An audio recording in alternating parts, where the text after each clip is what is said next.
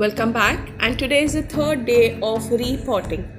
Today we are repotting the Buddha Valley bamboo, or it's also called as the bamboo verrucosa.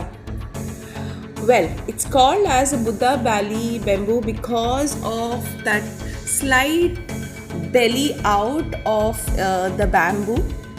It is said that the more you stress this bamboo out, the maximum belly results would come out.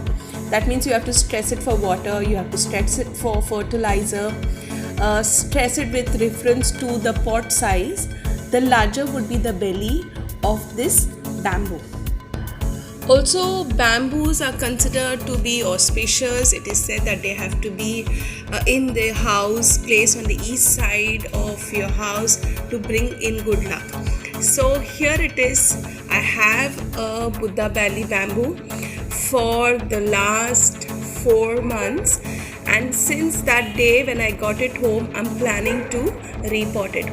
I bought it from the nursery. I had paid $750 for this pot then, and since that time it's been my dream to repot it. So here we start.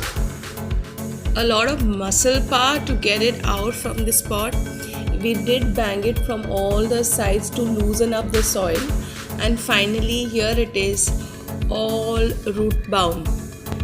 As I inspected the roots, it looked completely root bound. It had taken the shape of the pot. I'm very happy I decided to repot it. Now let me tell you about the care that I take of this plant. With regards to the sunlight, I keep it in a spot where it gets direct sunlight. Of course, 3 to 4 hours are more than enough with regards to the sunlight for this plant.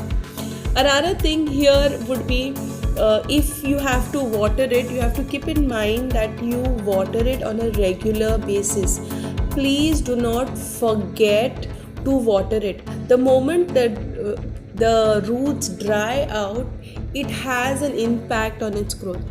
So watering it on a regular basis, fully watering it, and also not over watering it is very important in the growth of this plant. I've decided to chop off or cut off some portion of the root system. It would not harm the plant, but of course the plant would go into a shock.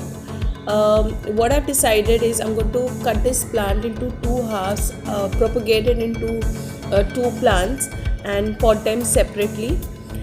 So keeping the required amount of roots, I'm getting rid of the unwanted portion of the roots.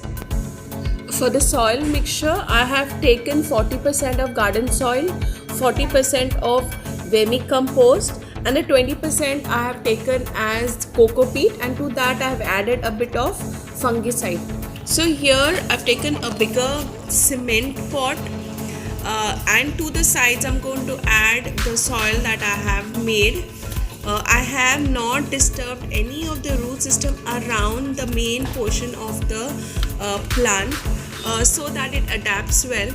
Maybe after 2 months time I'll just try to loosen the topmost layer of soil. I'm going to repeat this process for the other plant as well. And this is how the plant looks after 2 days. However, one of the 2 plants have gone into a shock, so its leaves have dried out and it looks very sad looking at it. But not a worry, in a week's time it would be back and its leaves may fall or they may just turn green. Well, that is all friends. Thank you so much for watching. I see you in the next one. Till then, bye.